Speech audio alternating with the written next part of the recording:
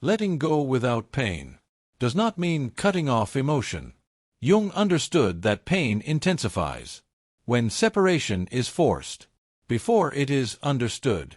Most suffering does not come from loss itself, but from resistance to what the loss is asking us to see. The psyche does not release what has not been integrated.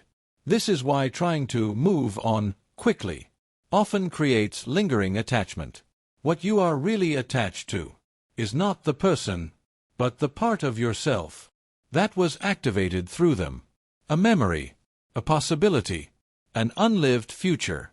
Jung believed that every deep attachment carries a fragment of the self. To let go without pain, that fragment must be reclaimed.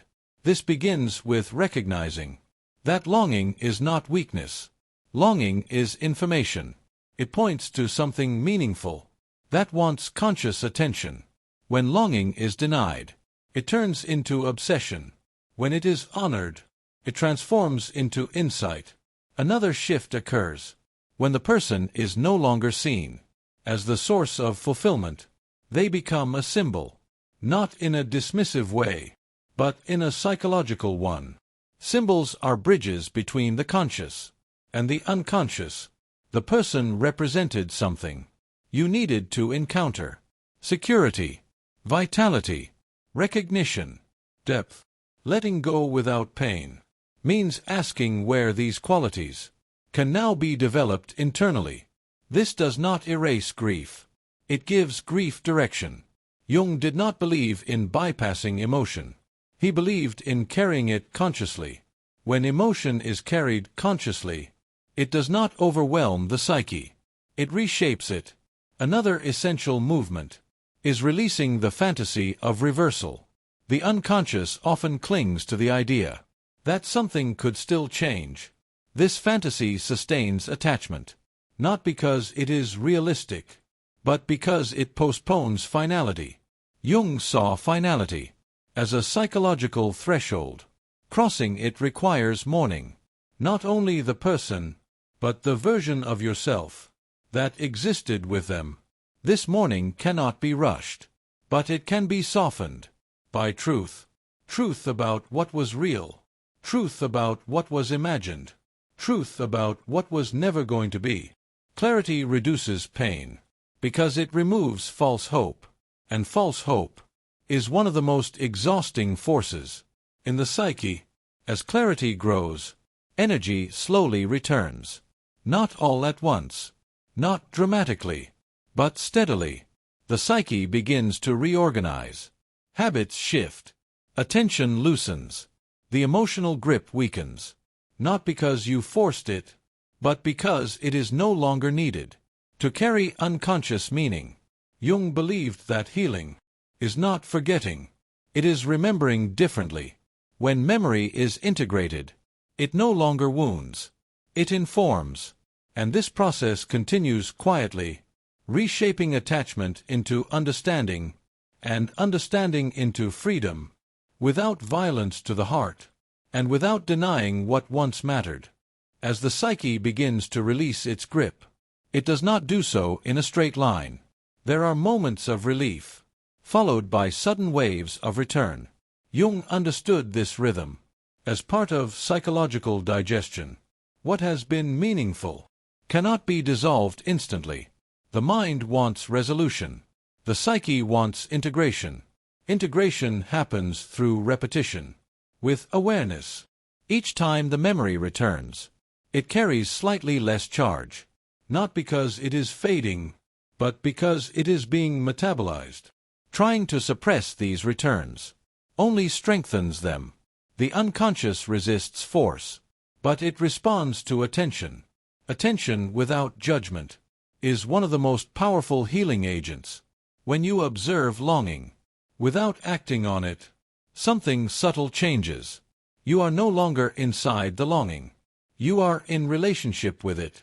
This shift creates space. Space allows choice. Jung believed freedom begins not with detachment, but with differentiation. You differentiate yourself from the impulse without denying its existence. Another important movement is withdrawing identity from the relationship. Many people do not miss the person alone. They miss who they were allowed to be in that connection, the role they played, the energy they accessed, the emotional permission they felt. Letting go without pain means separating identity from circumstance. You begin to ask, which parts of me were alive there, rather than, how do I get them back through this person?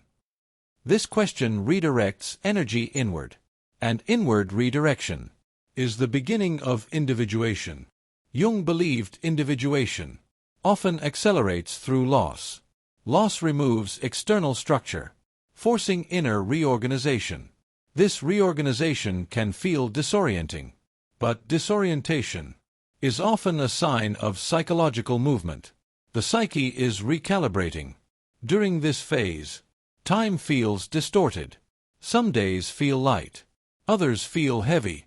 This fluctuation is not regression. It is integration in motion. Another subtle shift is how memories are framed. They stop being evidence of what was lost and start becoming reference points, not anchors, but markers. They mark where growth occurred, where boundaries were tested, where unconscious patterns were revealed. Memory becomes instructive. This reduces suffering, because suffering thrives on meaninglessness. When experience is meaningful, it can be endured. Jung wrote that suffering ceases to be suffering the moment it finds meaning. Meaning does not eliminate emotion. It organizes it. As this organization continues, attachment loosens further, not through denial, but through understanding. Understanding transforms emotional weight into psychological knowledge, and knowledge, when embodied, creates freedom. Freedom not from feeling, but from compulsion. The heart remains open, but no longer bound. And this movement continues quietly, reshaping the inner landscape, without urgency, without force, and without the need to arrive anywhere prematurely. As this inner freedom expands, the psyche begins to reclaim energy that was once tied to anticipation, waiting, replaying, imagining different outcomes. These activities consume enormous inner resources. Jung understood that fixation is a form of psychic investment. Energy flows where attention goes.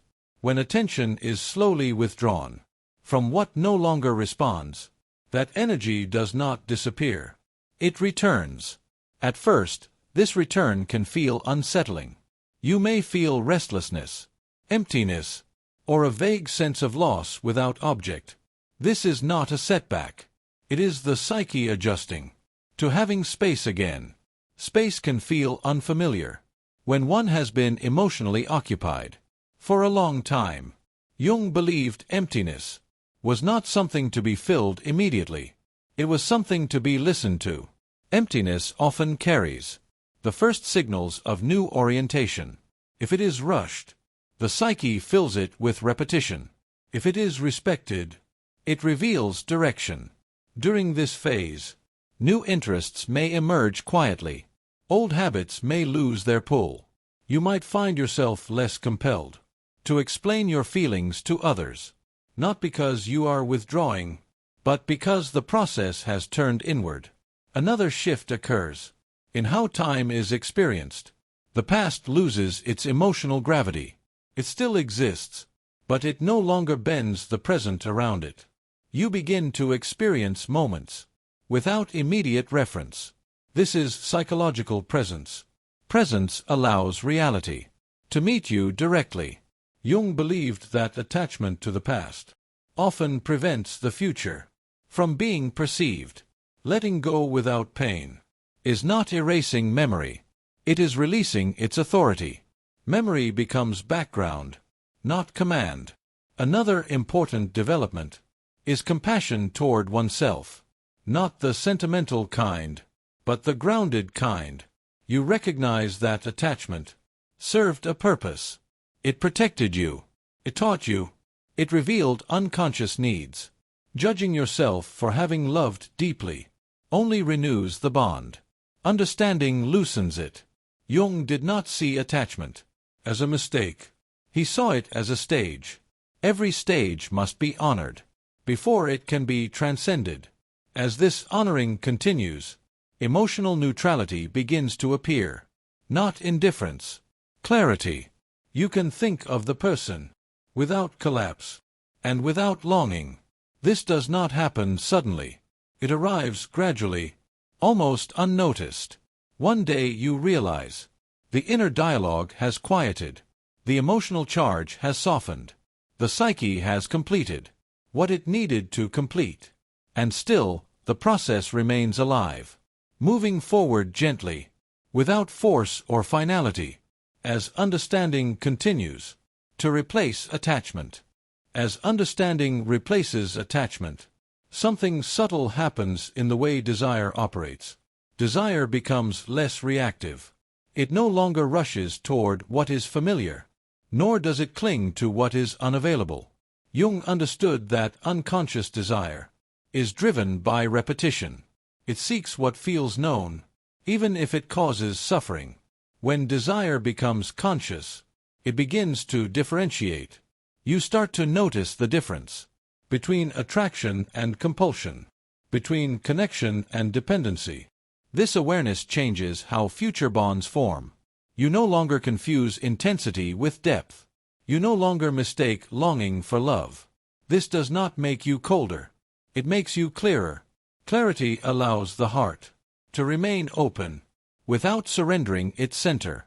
Another shift appears in how you relate to solitude. Solitude no longer feels like abandonment. It becomes a neutral space, sometimes even a nourishing one. Jung believed that the capacity to be alone was a sign of psychological maturity, not isolation, but inner companionship.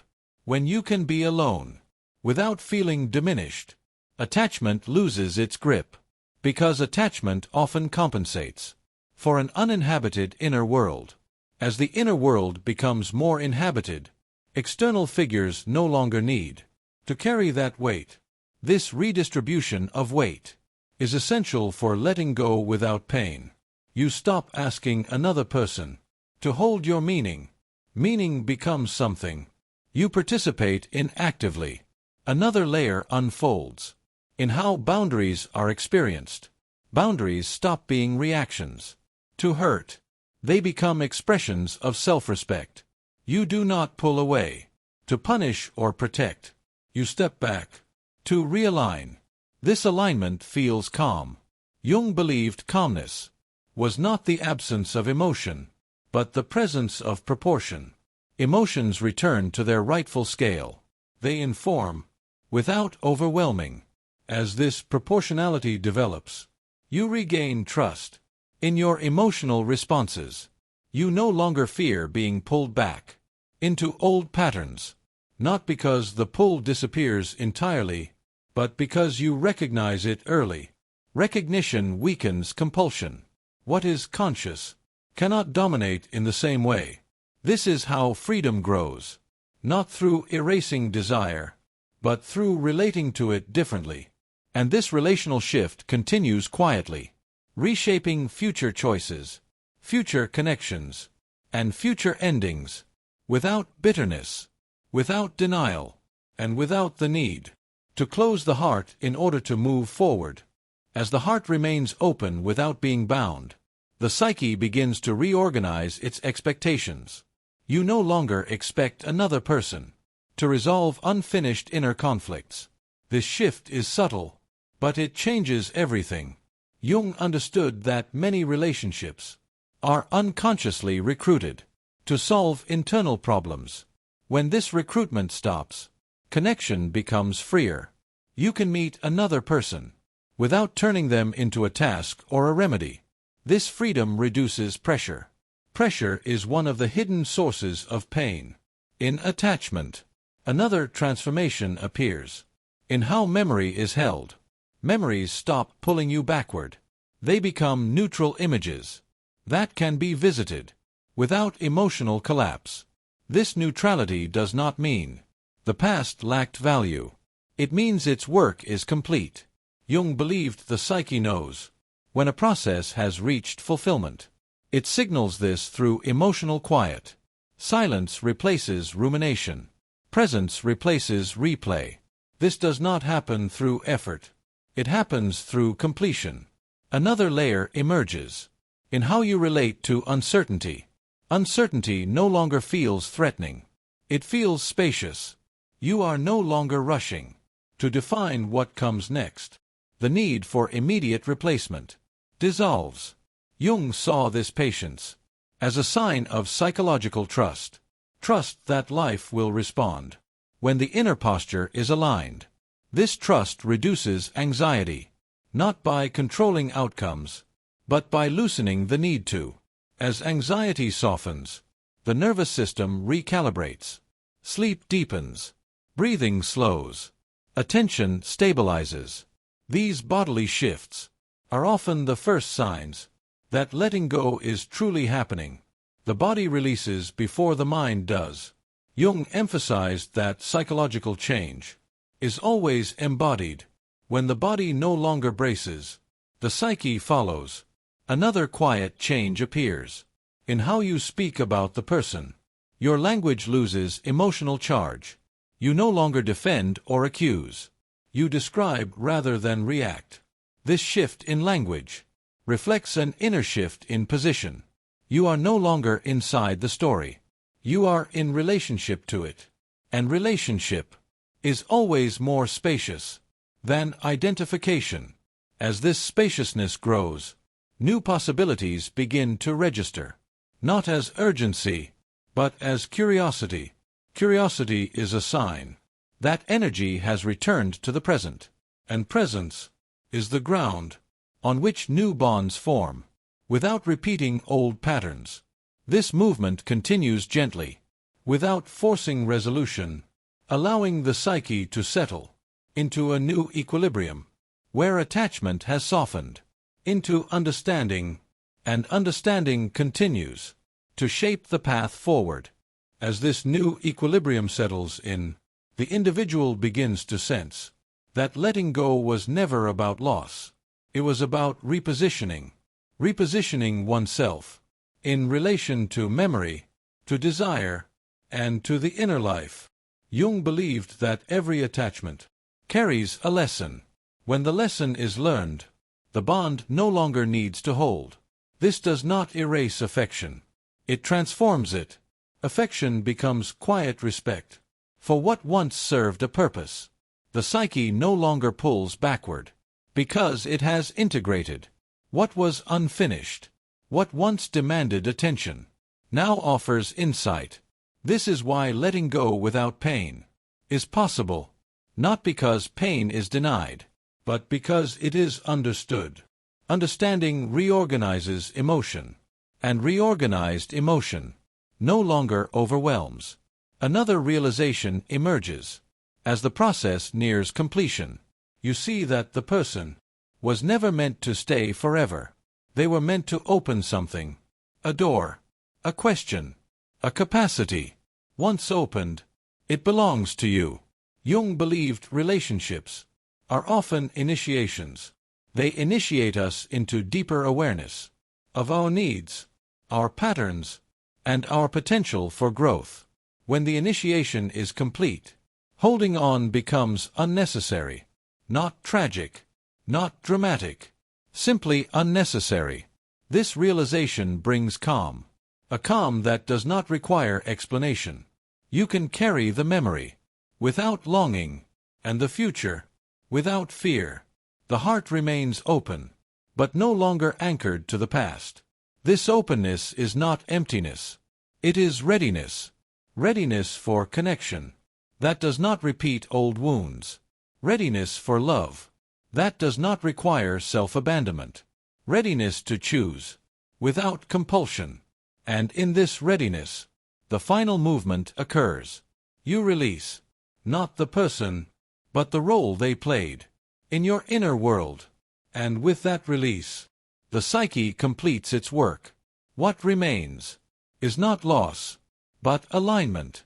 Alignment with yourself, alignment with your present life, alignment with the quiet knowledge that nothing meaningful was wasted. Everything served its purpose. And now, you are free to continue forward, without carrying pain that no longer belongs to you. Carl Jung believed that letting go is not an act of rejection, but an act of integration. You do not release someone by forgetting them, but by understanding why they mattered. When understanding replaces resistance, pain loses its grip. What remains is clarity, inner order, and a deeper trust in yourself. Letting go without pain does not mean the heart closes. It means the heart becomes free. Free to remember without suffering. Free to love without compulsion. Free to move forward without carrying what no longer belongs to the present. This is not emotional detachment. It is psychological maturity. It is the moment when the past takes its rightful place and no longer demands your energy. If this exploration resonated with you, if it helped you see your attachments, your grief, or your inner patterns more clearly, I invite you to subscribe to this channel. Here we explore Carl Jung's psychology, the unconscious dynamics behind love and loss, and the deeper processes that lead to emotional freedom and self-understanding. Subscribe and continue this journey inward, where true release begins.